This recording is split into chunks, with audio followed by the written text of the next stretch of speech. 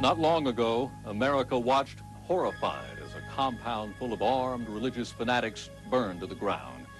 Waco will forever be remembered for this drama of destruction and self-destruction. But this was not the first and probably won't be the last of these desperately paranoid, isolated cults. I'm Steve Highsmith. Welcome to International Dispatch. Is it possible to understand the twisted view of reality that takes hold inside a cult? What happens to apparently sane people when they fall under the spell of a charismatic leader capable of stripping them of their free will? Before David Koresh was Bhagwan Rajneesh. Koresh led 100 or so. The Bhagwan's followers numbered in the thousands. Koresh had a farm. Bhagwan had a city, a private jet, and a fleet of Rolls-Royces. Today, we have an unusual attempt to fathom the cult experience using footage shot by Rajneeshi members and probing the current thoughts of former followers and leaders within the Bhagwan's organization. Now, parental discretion is advised, as one of the tenets of the Bhagwan's cult was a new sexual code, and the Rajneeshi filmed themselves nude on occasion. It is sobering to realize that such excess grew from seemingly benign idealism, that a dream of a new way of life could turn into a fatal nightmare.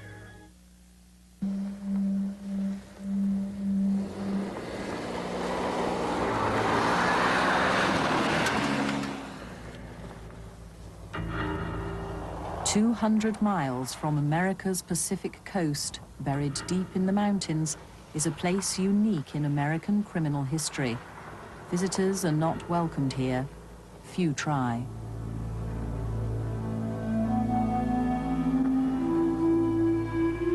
A ghost town. But unlike the hundreds of others that litter the old Wild West, this is a new city.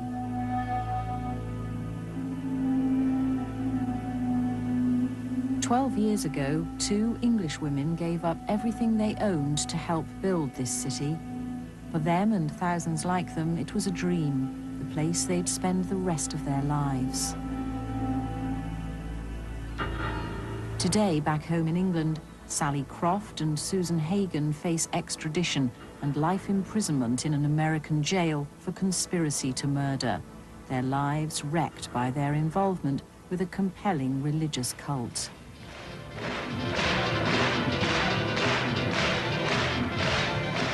Their story begins in the 1970s, when word first filtered out to the West of a new and dynamic religious leader in India. 250,000 people had traveled to the town of Pune to see a man who called himself God.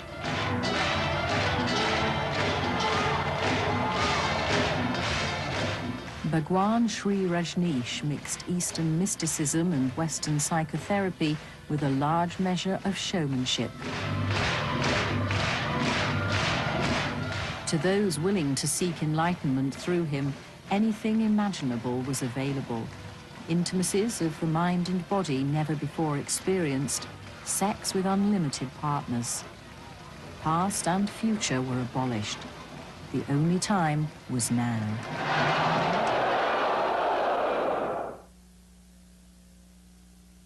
You are just a witness of all that is happening in. Relax, let go.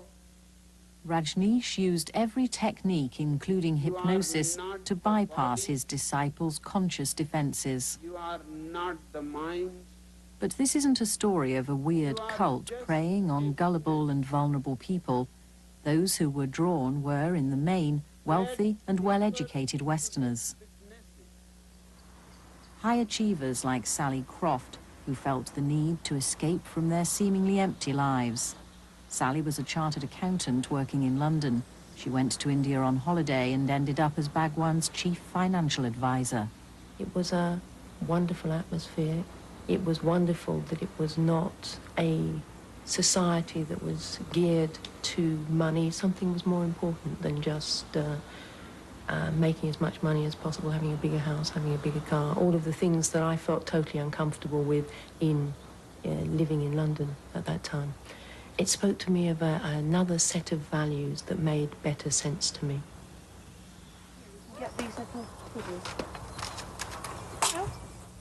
Sue Hagan went to Pune too, taking her then baby daughter Kate. Sue from Sheffield had been running a hotel. She was interested in religion, but no more than that. Once in India, though, she felt drawn by the sheer presence of Bhagwan. I just found him a fascinating and charismatic and interesting man. He just had, it seemed to me, an enormous breadth of knowledge. It was very entertaining, very interesting. Bhagwan's critics saw him as a charlatan who seduced the young and impressionable, the rich and the beautiful, and eventually destroyed many of them psychologically, spiritually and financially. When the Indian government started making life difficult, it was Sue Hagan who made the secret travel arrangements that would spirit Bhagwan halfway round the world.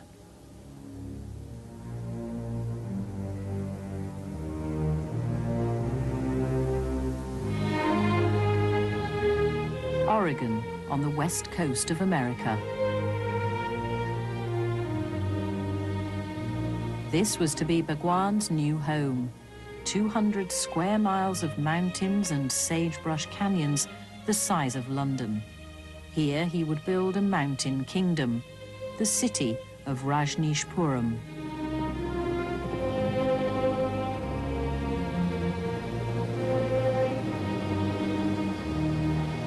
It was something wonderful. It was exciting, it was challenging, it had that wonderful feeling of a group of people totally working together with something that they loved to do. And it was wonderful to watch it grow. We were trying to find another way of living on this planet that was more honest, more open, different set of values. And we took a totally overgrazed, destroyed piece of land, in fact, that was out in the middle of nowhere, that was either rocks or overgrazed ranch land. And we created something that actually revived that piece of land. We had all of the things that many people dream about now. We had beautiful organic farms, and most of our food actually came from what we grew ourselves. So when we baked all of our own bread, we made a lot of our own food altogether. Sally ran the all-important finance department, a massive undertaking, funneling in the $250 million needed to build and run the new city. Sue was put in charge of the heavy construction work. The one that we're building now, that you drive over every day. And we're actually about this high at the moment. This will be bigger than our... Yes, it's about 40 acres of water will be behind there. Everybody that was there was totally committed to the building of this city, and they were enthusiastic about it. There were no occasions that I can remember where people said, well, I don't want to do that or I can't do that. They simply did it because it was needed. They did it because the job was in front of us, and so we just got on with it. And I think that that is one of the reasons why we were able to build a city in 2.5 years.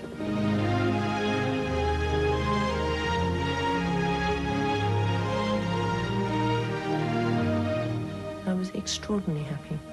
I was doing something that really had meaning for me, that I was deeply committed to, that was my life. Did you imagine that you would spend the rest of your life there? At that time, yes. Yes, absolutely.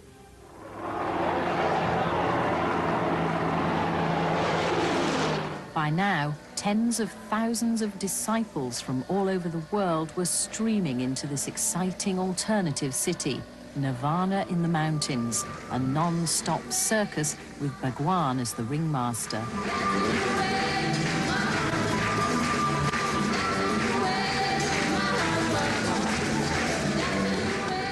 The canyons echoed to music, vibrated to the more primeval sounds of Bhagwan's dynamic meditation, his radical recipe to cleanse the mind.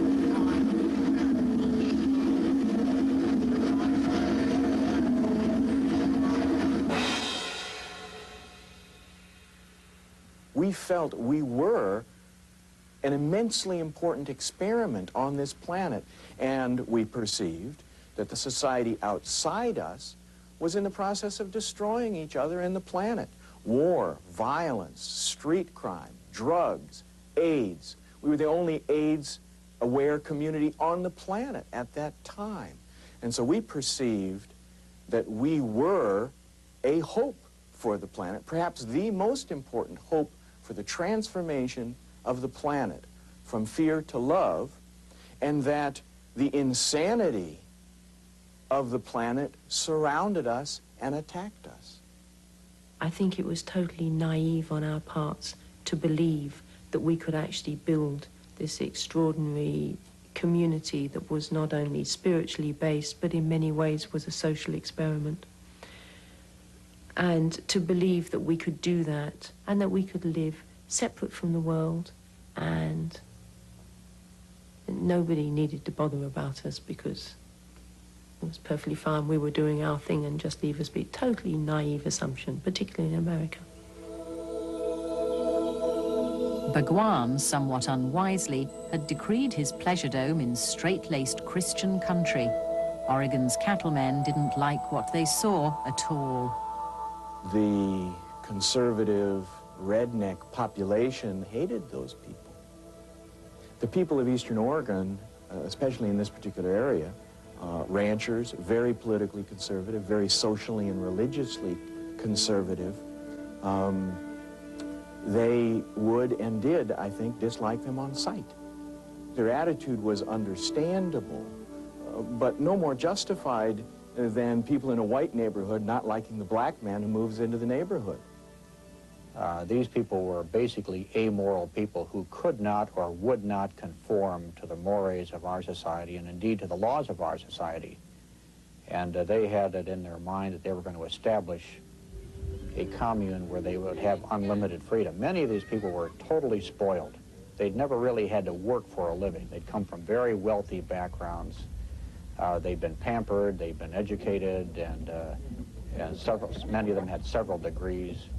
But anytime you find people that are amoral and that are unwilling or unable to conform to the mores of society, you find a person who is a potential criminal. By this time, Bhagwan had withdrawn from all public speaking. Instead, the faithful were required to gather at the roadside each day to see him as he drove by in one of his 91 Rolls Royces. Into the power vacuum stepped his secretary, Sheila Silverman. She became the commune's leader and voice, the queen of Rajneeshpuram. Sally and Sue, part of the matriarchy that ran the city. But Sheila was a woman who would never pour water on flames if petrol was available. I'm a lawyer, and I've had a lot of difficult clients. Because of Sheila's position, she was in essence my client in a number of contexts. She was the most difficult I have ever worked with. I used to think of her as this megalomaniacal housewife surrounded by sycophants, unguided by common sense or education or judgment, overreacting to these rednecks in Eastern Oregon. Leave us alone. Leave us alone. That's all I want. Leave us alone. Let us live in peace. Stop bothering us. Stop persecuting us. That was the last thing that was going to happen. 150 miles away in Portland, Oregon's biggest city, the state authorities were preparing a legal assault on the commune. Alarmed by the mushrooming city, they froze all building permits. They moved to have Rajneeshpuram declared illegal, saying it defied the laws of separation of church and state. The man who had come to America as God was taken downtown for questioning, accused of being an illegal alien. From the outset, the United States government had a commitment to drive that group of people out of Oregon. They spent millions of dollars in an open-ended investigation to find some way to get those people out. Now, that is an enforcement of the law. That is political and religious hostility focused on a minority and minority religion. And that was unrelenting on every level of government. So people did perceive that those folks were out to get them. Fed up by being pushed around by the politicians, the commune's leaders decided they needed political power. They would get it by outvoting the local population in the county elections. And to find votes, they would literally pick them up from the streets by bussing in thousands of down and outs from all over America. It was a horrific experience. It was totally traumatic to the whole community. Suddenly into this basically peaceful, non-violent, nobody ever locked their doors, nobody ever worried about anything with the community. We suddenly had a lot of very deeply mentally disturbed people in the midst of the community. Did you ever say to the Bhagwan or to Sheila, why are we doing this? Absolutely. The whole community did, and so did they. It became very obvious very fast that it was a mad, completely foolish thing to be doing. It was, the only way I can describe it, was a totally traumatic experience. I tell you, the county is so bigoted, it deserves to be taken over.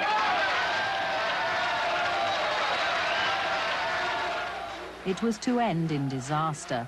The street people were not allowed to vote. Many of those who'd been applauding Sheila to the roof suddenly found themselves dumped back on the streets. Oregon's taxpayers were left to pick up the bill for sending them all back home.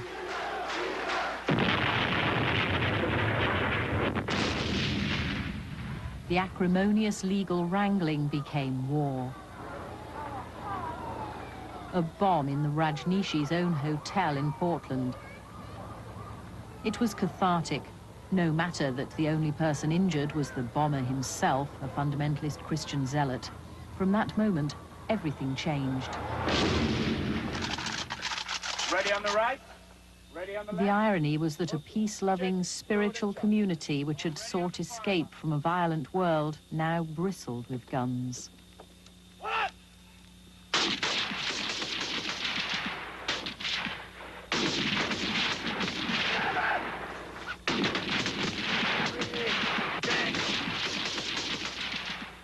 The pistol-packing Sheila appointed Sue Hagan to help run a heavily armed paramilitary force to protect Bhagwan. We were isolated, and there were hostilities towards us. We had daily threats on the telephone, we had letters, we had people being aggressive and hostile towards us in local government and in federal government. But we had a sense that we were under siege, and we didn't expect or anticipate to be defended by anybody else in Oregon if we needed defense. In fact, we felt we were going to be attacked by the outside world. The fundamental decision to fight fire with fire and not respond to the governor of the state's statement that if your neighbors don't like you, you should leave. And that was the choice. We either were going to leave completely, or we were going to stand up and say, we have a right to be here. And in making that decision to fight fire with fire, I believe that that was an error of judgment, that actually we would have been better off to pick up and actually leave altogether. But at the same time, we had put our total hearts and our total commitments into building something that had immense value. And there was something very beautiful in that community, not only in how it was based in terms of nature, in terms of people living together. There was an incredible amount of beauty there, and it was very hard to walk away from all of that and say to the outside world, fine, you don't like it, so we'll stop trying to do it. But nonetheless, in spiritual terms, I think it was a major error to get into conflict. I don't believe that you can't follow a spiritual life and deal with conflict at the same time. It's totally inappropriate. Isolated and feeling under siege, paranoia took hold of Rajneeshpuram. Unknown to most of the disciples, elaborate plans were being hatched to hit back at the commune's enemies, real or imagined. Madcap schemes, but dreamed up by people with the intelligence and fervor to carry them out. The Dowels, the center of local government. 900 townspeople contracted serious food poisoning. It was later found that Rajneeshis had sprinkled salmonella bacteria over salad bars in 6 different restaurants to punish the town for its hostile attitude. You weren't involved in that, but by now, weren't you into something way over your head? I think from the beginning of the conflict, we were involved in something way over our head. We were not designed to fight for something in the way, for instance, that people fought for the state of Israel. We were basically intending from the beginning to go to a spiritual master, to learn about ourselves, and to get caught up in the whole bureaucratic process. The conflict was completely outside of our ken, and we weren't built for it. We weren't designed for it. We were out in the world that we weren't even softball players, and we were trying to play hardball. But nevertheless, you went ahead with this. You did play hardball. Why didn't you just leave if you were uncomfortable with it? Because for me, personally, I still deeply believed in the dream. I'd still made such a deep commitment that it took really a lot to peel me away from it. God was still in his heaven, but his world was falling apart. Visitors to Rajneeshpuram at that time likened it to a totalitarian state set down in the heart of Oregon. Bhagwan and Sheila had become more and more dictatorial, the disciples more slavish. Spies abounded. The inmates were virtual prisoners in paradise. You hope, it's like a bad marriage. You hope and you keep praying and you keep trying to change it, to get it back to what it was originally. It takes a long time before you can actually disassociate your ambitions and your idealism from what is actually happening. In this darkly poisonous atmosphere, jealousy and hate flourished. It eventually deteriorated down to the age-old story of love hath no fury like a woman scorned, and that it actually was petty jealousy as to who could get in to see Bhagwan, what he would say to them, what he would give to them, how much time he would give to them, and so on. That's exactly what it deteriorated to. In the struggle for power, attempts were made to poison those closest to Bhagwan, his English girlfriend and doctor. Bhagwan's home, even his throne, were now bugged. Rajneeshpuram was crumbling from within. It deteriorated into petty, paranoid, isolationist, defensive, nightmare, really. And you accept you were part of that siege mentality? Oh, I was there. I was there. However much I realized at the time and subscribed to it, I couldn't give you that on a graph of 1 to 10. But definitely I was part of that isolationist, paranoid, defensive part of Rajneeshpuram, yes. And that's the reason I left. When I finally realized that we had actually, either individually or collectively, deteriorated into this pettiness where jealousies were actually the only thing that was running the ranch, I couldn't be there anymore. Sheila had lost the power struggle. She'd fled from Rajneeshpuram. Sally and Sue and many of the commune's leaders followed her. When Sheila decided to leave, I spoke with Bhagwan at that time, and he asked me why I felt that she wanted to leave. I responded by trying to explain to him the incredible burden that I was feeling myself. And he said to me, I don't care about the people. And for me, it was the end of a dream. It was, I've described it before as a pin being pushed into a balloon. Something completely broke for me. It broke my heart. if Bhagwan wasn't going to support the vision that he put out, that I was living for, that I had been willing to put up with immense discomfort over, then there was no point in me being there. We don't want these people at all.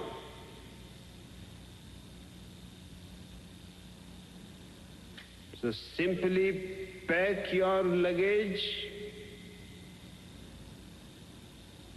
and go to hell. The county road goes directly to hell.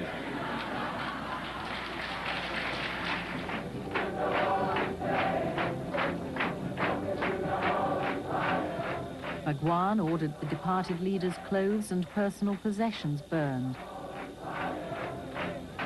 Then he publicly denounced the women as a gang of fascists, accusing them of mass poisoning, attempted murders, and embezzling Rajneesh's funds.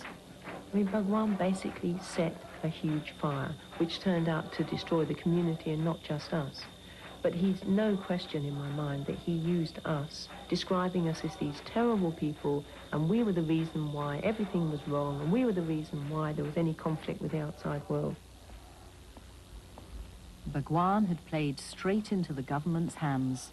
For some months, the FBI had been investigating the Dal's food poisoning. Although they suspected Rajneeshi involvement, they had no firm evidence, no excuse to enter the city. When Bhagwan made these allegations, that gave us the key to the door. When we came into this commune to conduct the investigation, we had no idea that we were going to run into the largest wiretapping case in the history of the United States, the largest poisoning case in the history of the United States, and the largest immigration fraud that had occurred in the United States. As I drove into town, the first thing I saw was a couple engaged in sex on a bridge at the far west end of the community. And that more or less set the stage for a very bizarre 2 months that I spent in this commune conducting a federal investigation. Sex between commune members was open and frequent, and all types of things were condoned that you wouldn't find out in other parts of the state of Oregon. We discovered immediately that every telephone in this community, every telephone line in and out, had been bugged and wiretapped, and all incoming and outgoing telephone conversations were being recorded. We recovered approximately 20,000 cassette recordings of telephone conversations and illegally intercepted communications from microphones during our first day of investigation.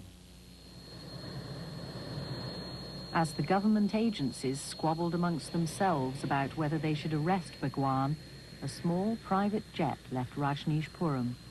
On the radar screens, it was tracked across America until it landed on the East Coast for refueling. On board was Bhagwan and several members of his entourage. He was taken back to Oregon in chains. There, his lawyers made a deal. Bhagwan would plead guilty and quit America immediately. The government, which in reality had little evidence against the guru, had won. All cults are eventually doomed to failure. They start out by promising total and complete freedom, as this one did. But as time goes on, there is a greater and greater concentration of power into the hands of a few at the expense of the majority. We found that to be true in this case. They promised unlimited sexual promiscuity, which they had, complete freedom, total inhibitions, but later on there was the color code. They had to wear certain colors.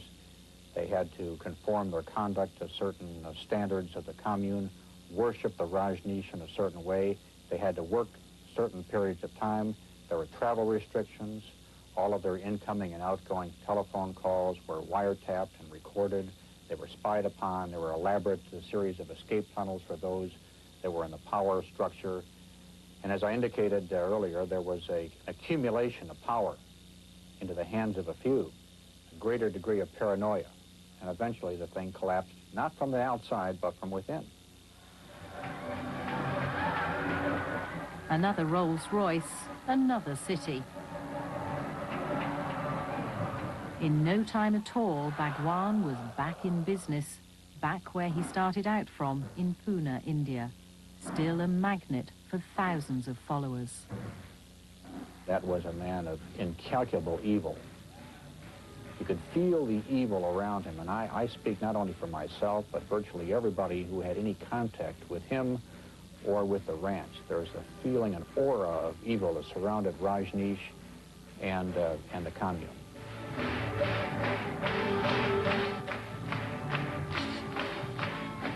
I would say it is inevitable that journalists, mass media, and conservative folks would not understand his message. Those people have been killing mystics since time began. But his message was heard. People are still becoming disciples every day. So the experiment did not end when he left Oregon. The experiment goes on as long as those of us who loved him live. You still love Bhagwan? With all my heart. In 1990, Bhagwan died. Or, as his followers believe, simply ended his visit to planet Earth. I was blind in the depth of my commitment, in the depth of my trust, and at the same time, I have a deep respect for the fact that I wanted so totally to live and express something. I'm sorry that that trust and that commitment was abused. Others have said he was simply a very good con man. Is that fair? I think that's a fair comment, yes. The two English women had already returned home disillusioned. Sally Croft went back to all the things she'd left behind for good, back to her career as an accountant.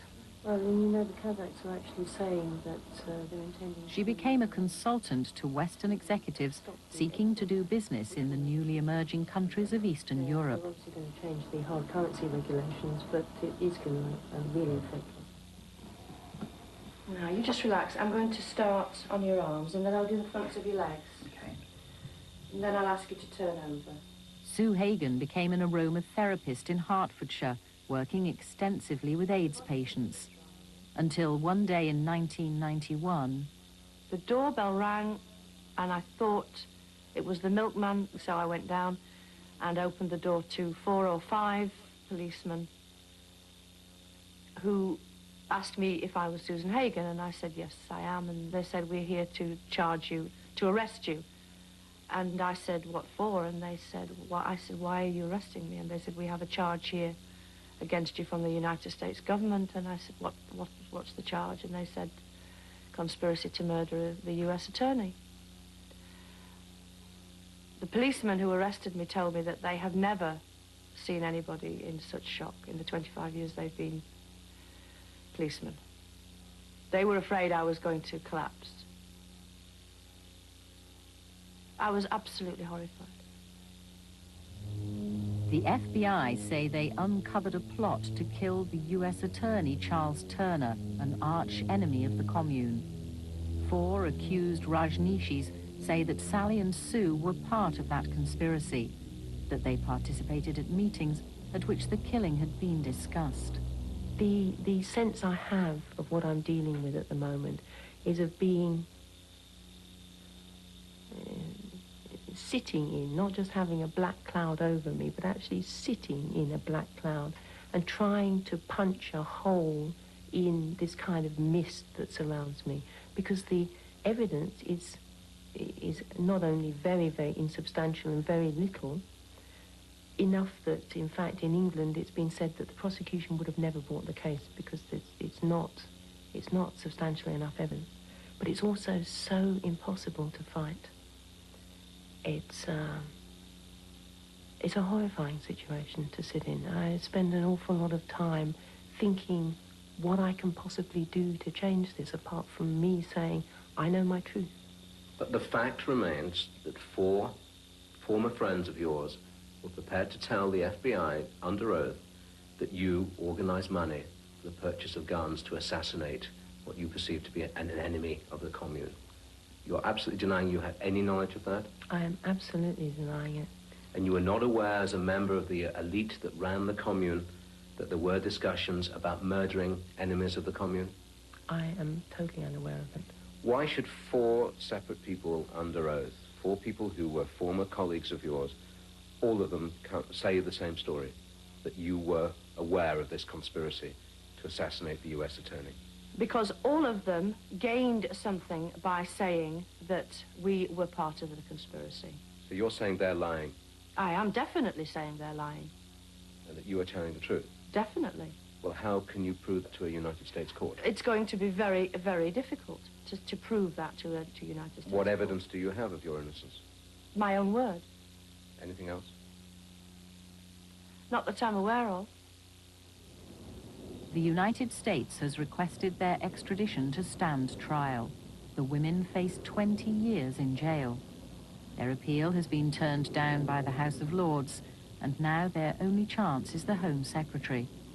But Britain, needing to extradite IRA fugitives from America, is unlikely to refuse. We're dealing with 2 women who left England for idealistic purposes. They were not in it to make money. They were not in it for political purposes. They were there because they rejected the materialism of Western civilization and wanted to try a better way. They were idealists. The last thing on their mind was to hurt anyone or to plan to hurt anyone. And you only have to see these ladies to spend any time with them to realize that's their true character. If they're sent back, we're looking at the destruction of their lives. I've heard enough about the American system that it's like being locked up in a mental asylum for a long period, and we're talking about something that is vicious, cruel, violent. What are you mentally preparing yourself for? I'm mentally preparing myself for the worst scenario. Which is? That I may well be locked up for the next 20 years for something that I didn't do.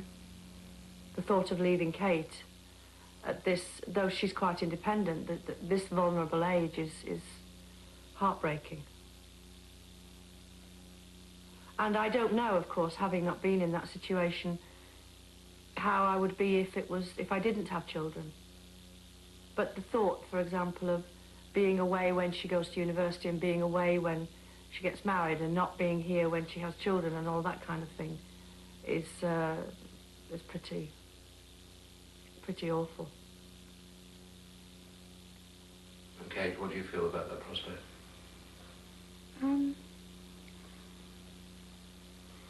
I think just the way my mum feels. I mean, I can't imagine the thought of Christmas Day or the thought of any holiday or the thought of coming home from school and my mum not being there to, you know, say, how was your day and help me with my homework or just even talk to me.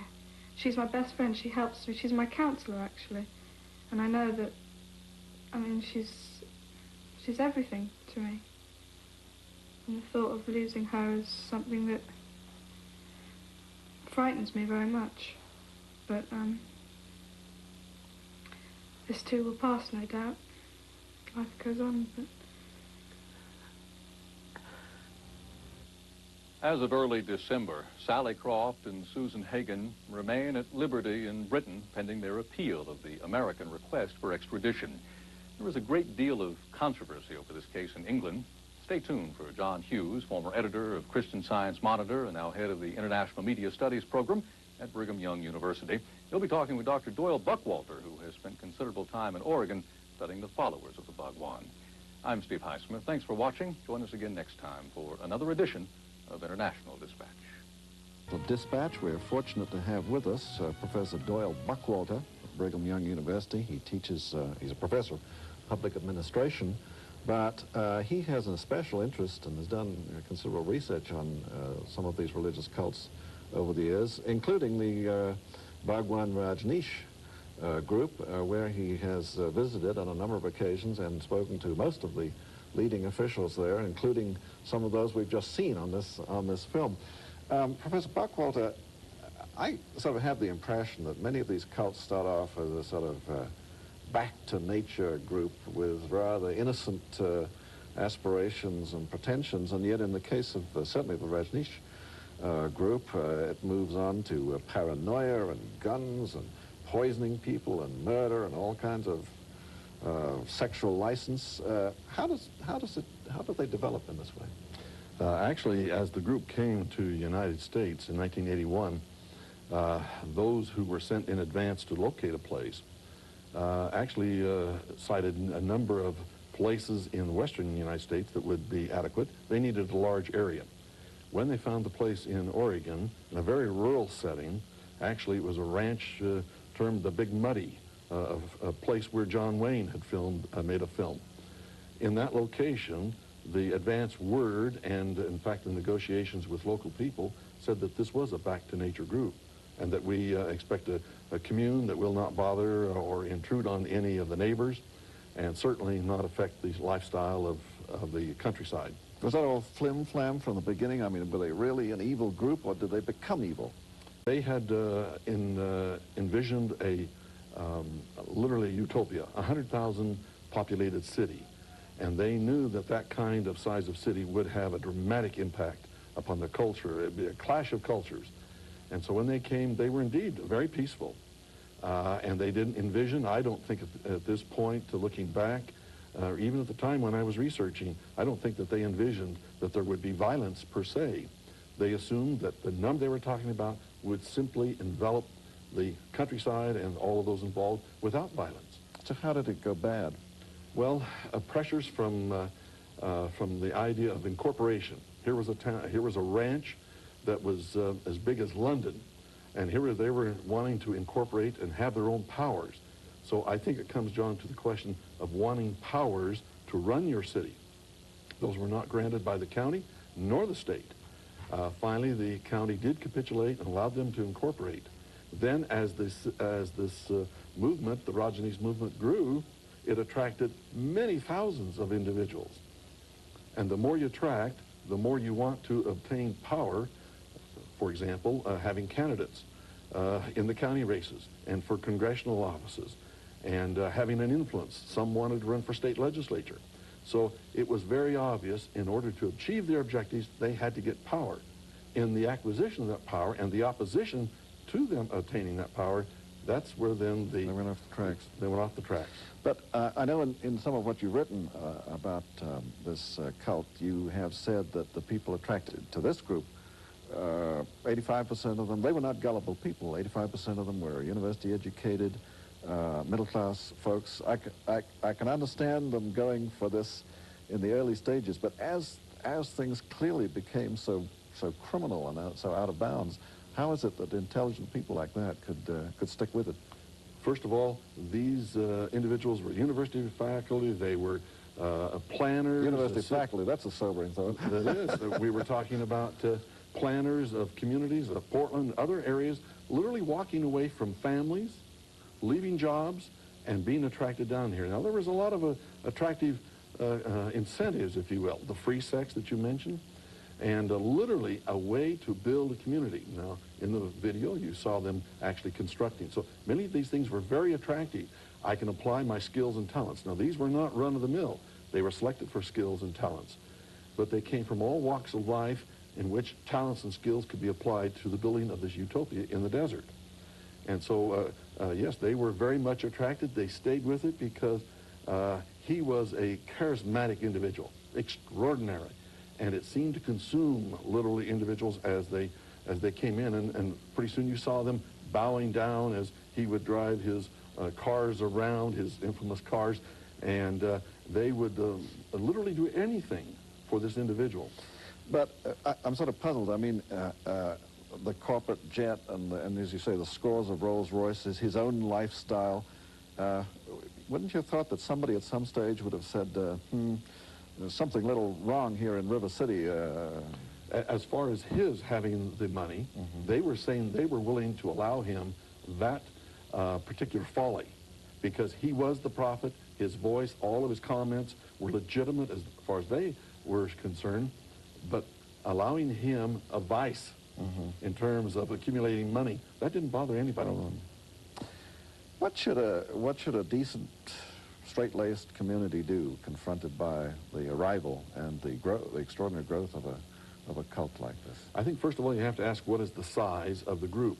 This community, the Rajneesh group, grew so fast, and with mega bucks, you're talking literally millions. In the video, you're talking, you know, $250 million. They saw literally millions and millions of dollars come in every month. And so it was a David and Goliath kind of approach. In other words, a struggle between a small city that was trying to raise money by bake sales, and in contrast to a commune here that raised millions and could hire attorneys. So in answer to your question of what can they do, first of all, the size and the demographics of it makes a whale of a difference. And second is if they try and enlarge. Now, in the case of the Rajneesh, there was a great unemployment in the valley up there. And so when these Rajneesh came in and started buying, at one time, 4,000 sleeping bags and tents and trailers and buses, the new industry in the community. The local community said, I may not like it, what they're advocating, but it sure helps economically. And so there was this balance. Some were saying it's an evil, its approach here, we've got to cut it off. Others were saying, look, let's tolerate it because it does feed the economic machine. How does a community differentiate between what certainly in the end was an evil influence in the shape of this cult and a minority non-conformist religious groups whose rights clearly ought to be protected? In this case, the sexual mores, the emphasis upon that, was such a counter to the prevailing attitudes of the Central Oregonians that the contrast was just so stark. You could see right at the beginning there was no way, there was no opportunity for them to really dialogue and communicate. I think the dialogue, it becomes the crucial thing.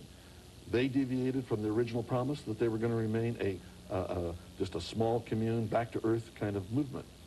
And then they started to deviate, and that's where then the whole question of power and struggle set in.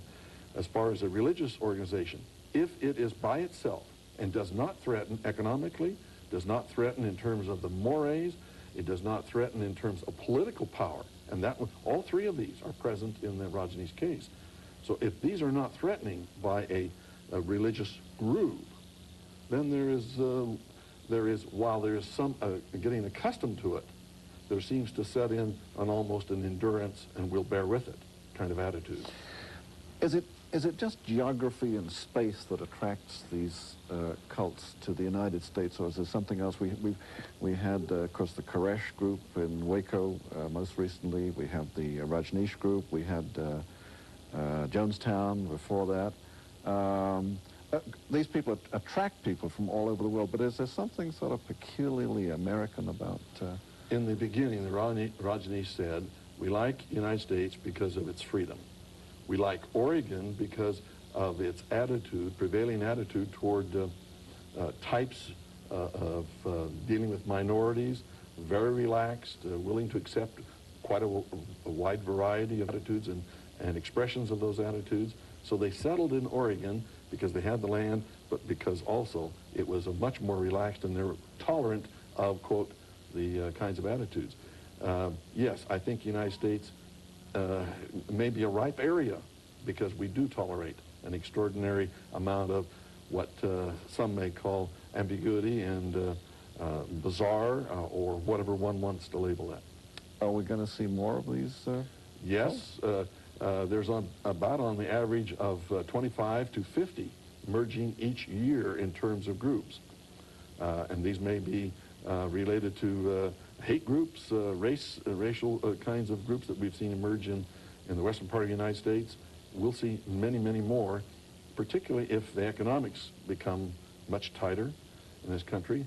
Survivalist groups, other kinds of groups that tend to merge. I think we're going to see many more religious groups come into existence. Did Oregon handle the Bhagwan group about as well as they could have done? No. In fact, here was a small city that was struggling to try and find its own, to try and say, look, we have a problem here. They couldn't get anybody's attention. And finally, when they began to realize the massiveness of money and the possible tie to some other kinds of things, drugs, etc., then the state government did come in as we began to see some violations, and then, of course, as the video says, they got into to poisonings and to massing. In fact, they had the largest amount of weapons, larger than 3 of the largest cities in Oregon combined. And so the mounting of weapons and the violence that was starting to come alerted everybody at the state, and so all the state powers and the federal government got heavily involved. Well, Professor Buckwalter, we thank you for shedding some light on what seems an almost incomprehensible situation. Thank you so much for lending us your expertise tonight. I'm John Heers for International Dispatch. Thank you for being with us.